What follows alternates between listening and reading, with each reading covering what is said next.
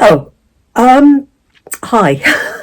This is very disorganised because I posted my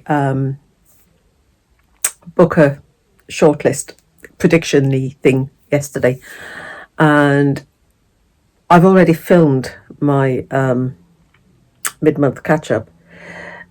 So this one is out of sync. I managed to get hold of this one, and I have just devoured it. I hadn't got it when I filmed the Booker thing. My Friends by Hisham Matar, and I said I've devoured it. So sorry, I am rambling. I've finished this one just in time for the Booker shortlist announcement tomorrow, because I think this one will be on it. And this is one that I would add to my predictions now that I've read it. You know, I was able to get hold of it, and I just didn't do a lot else really except read it. It's got this nice framing device. Well, I think it is anyway. We start off with Khaled saying goodbye to his friend Hisham, who's returning to Paris. He and Khaled had met in Paris about 20 years before, and now Hisham is now returning to Paris. And so they say goodbye at King's Cross, St Pancras, and Khaled walks home. And this book is his remembrances of the previous 3 decades, his meditations on everything that's happened, and his relationship with Hisham and another close friend, Mustafa.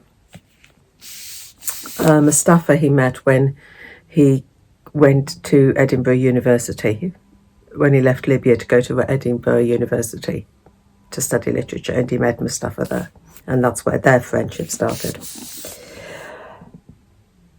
When he was still living in Libya, he heard this short story read out on the radio, and it was a short story by Hisham. And that short story sparked something in Khaled, and he developed a love of literature, which is why he ended up going to Edinburgh University to study literature, and where he met Mustafa. We're in the early 80s when we've got Gaddafi's dictatorship in Libya, and Mustafa asks Khaled to go along with him to London. Let's go down to London and demonstrate in front of the Libyan embassy. Khaled's a bit ambivalent, but he goes along with Mustafa anyway. And that event in 1984, shots were fired from the Libyan embassy. They were the Libyans in the embassy fired on their own, on the protesters. And both Khaled and Mustafa get shot. Khaled more seriously than Mustafa. And this is an event that almost freezes their life, because they can't go back to Libya. It prevents them returning from Libya, because they'll be arrested, whatever. It also stops them returning to Edinburgh University to continue the studies, because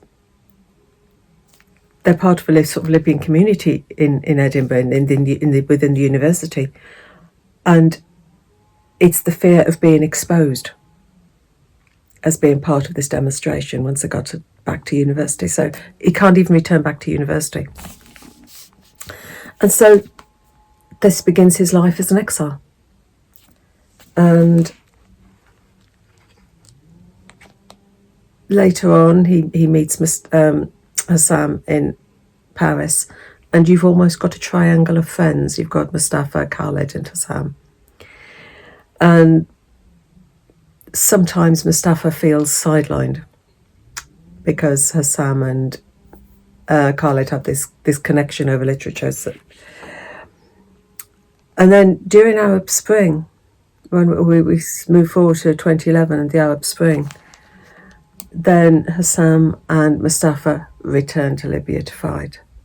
And then Khaled finds he feels sidelined in the relationship.